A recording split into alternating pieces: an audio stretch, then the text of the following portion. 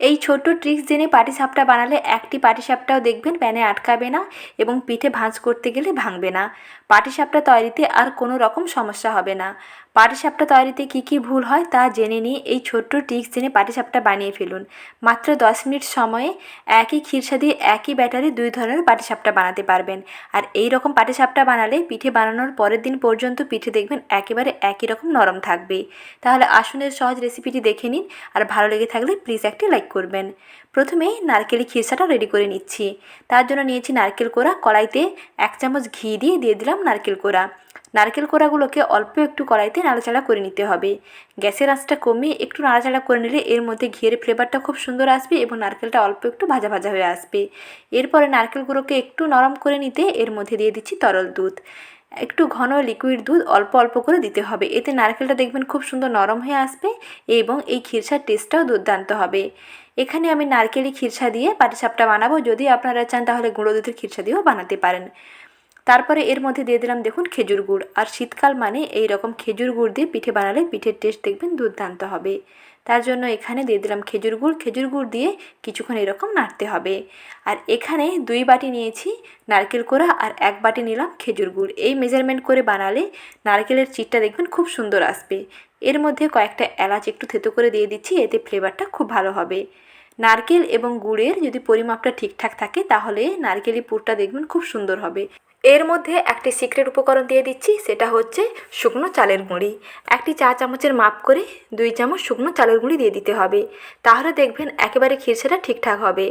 একেবারে কড়াও হয়ে যাবে না, আবার অনেক সময় পাকটা বেশি হয়ে গেলে এই পুরটা বেশি শক্ত হয়ে যায়।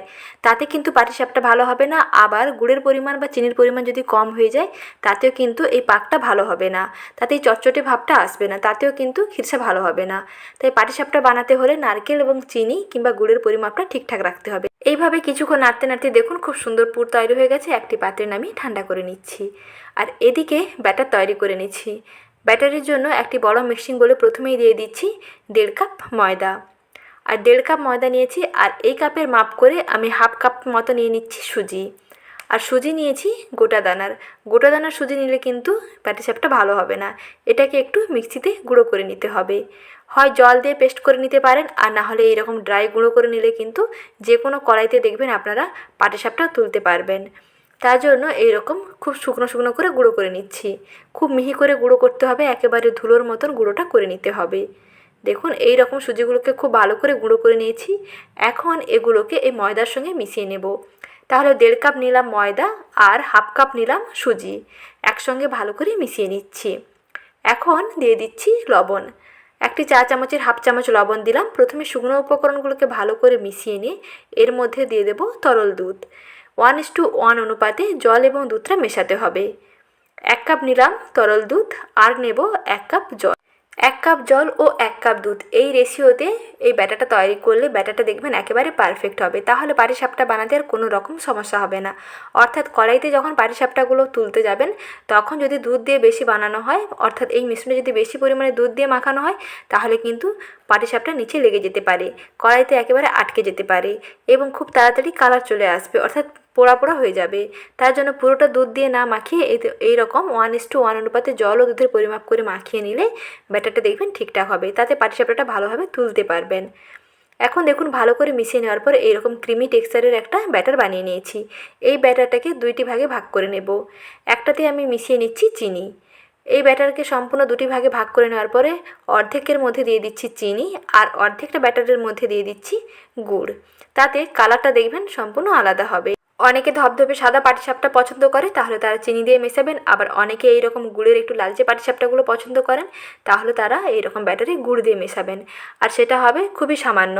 1.5 চামচ সেখানে চিনি অ্যাড করলাম, ঠিক একই পরিমাপে 1.5 থেকে 2 চামচ এখানে গুড় দিতে হবে।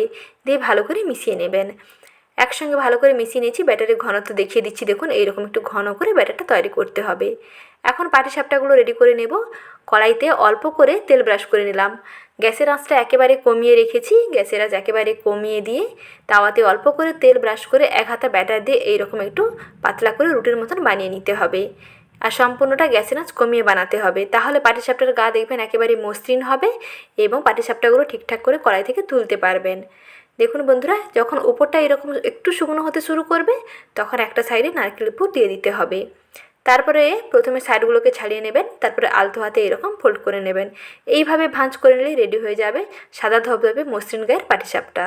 পাটিসাপটার ব্যাটার যদি ঠিকঠাক হয় বন্ধুরা, তাহলে যে কোনো কড়াইতে আপনারা পাটিসাপটা তুলতে পারবেন। ননস্টিক কড়াই ছাড়া যে কোনো কড়াইতে দেখবেন খুব সহজেই তুলতে পারবেন, যদি এই ব্যাটারটা ঠিকঠাক করে বানানো হয়। ব্যাটার বেশি পাতলা করা যাবে না, আবার বেশি ঘন করা যাবে না, তাহলে পাটিসাপটা কিন্তু একেবারে মোটা মোটা হয়ে যাবে। তো এই ব্যাটারের ঘনত্বটা একটু ঠিকঠাক রাখতে হবে, মাঝামাঝি কনসিস্টেন্সির একটা ব্যাটার রেডি করতে হবে। তাহলেই দেখবেন পাটিসাপটাগুলো যে কোনো কড়াইতে সহজেই বানাতে পারবেন।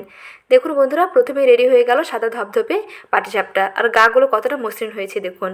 ঠিক একইভাবে আরও কয়েকটি গুড়ের পাটিসাপটাও রেডি করে নিচ্ছি। ঠিক একইভাবে আবারও অল্প করে তেল ব্রাশ করে নিলাম, গ্যাসের আঁচটা কমিয়ে ঠিক এক হাতে করে ব্যাটার দিয়ে একটু গোল শেপে এরকম রুটির মতন বানিয়ে নিচ্ছি। বেশি পাতলা করার দরকার নেই, তাহলে কিন্তু এটা ছিঁড়ে যেতে পারে। একটু পুরু করে বানাতে হবে। তারপরে যখন 30 থেকে 40 সেকেন্ড অপেক্ষা করার পরে উপরটা এরকম ড্রাই হতে শুরু করবে, তখন এক সাইডে এরকম খিরসাটা দিয়ে দেবেন। তারপরে সাইডগুলোকে প্রথমে ছাড়িয়ে নেবেন। যখন সাইডগুলো দেখবেন এরকম ছেড়ে আসছে, তখন এইভাবে ভাঁজ করতে শুরু করবেন। তাহলে দেখবেন খুব সহজে ভাঁজ করে ফেলতে পারবেন। আর পাটিসাপটাগুলো ভাঁজ করে নেওয়ার পর সেই কড়াইতে গরম অবস্থাতে দুইটা সাইড এরকম হালকা একটু চেপে দেবেন, তাহলে মুখটা খুব সুন্দরভাবে আটকে যাবে। এটা কিন্তু ঠান্ডা হয়ে যাওয়ার পরে আর হবে না। তাই মুখটা যাতে খুব ভালোভাবে আটকে যায় এবং ভেতরে পুরটা যাতে বাইরে না বেরিয়ে আসে, তার জন্য কড়াইতে থাকাকালীন অবস্থায় এটাকে খুব সুন্দরভাবে মুখটা অর্থাৎ দুইটা সাইড এরকম হালকা একটু চেপে দিতে হবে। তাহলে দেখবেন বন্ধুরা, ভেতরে পুরটা আর বাইরে বেরিয়ে আসবে না। এক এক করে সমস্ত পাটিসাপটাগুলো ভেজে নিয়েছি। পিঠেগুলো দেখুন বন্ধুরা কতটা সুন্দর হয়েছে। গাগুলো যেমন মসৃণ হয়েছে, তেমনি পিঠেগুলো খেতেও দুর্দান্ত হয়। এই ছোট্ট টিপসটি জেনে যদি পিঠেগুলো বানান, তাহলে প্রতিটি পিঠে দেখবেন পারফেক্ট হবে। কড়াই থেকে তুলতেও সুবিধা হবে না, পিঠে ভাঁজ করতে গেলেও ভাঙবে না, এবং পিঠে বানানোর পরের দিন পর্যন্ত পিঠে একই রকম নরম তুলতুলে থাকবে। মাত্র 1 থেকে 1.5 মিনিট সময়ের মধ্যে এই পিঠেগুলো রেডি করে ফেলতে পারবেন। একই ব্যাটারে এবং একই খিরসা দিয়ে লোভনীয় 2 রকমের পিঠে একসঙ্গেই বানাতে পারবেন। এই রকম সহজ ও মজার রেসিপি পেতে চ্যানেলটিকে প্লিজ সাবস্ক্রাইব করে রাখবেন, সঙ্গে লাইক শেয়ার করার অনুরোধ থাকলো। ভালো থাকবেন, আবারও শীঘ্রই দেখা হবে নতুন রেসিপিতে। ধন্যবাদ।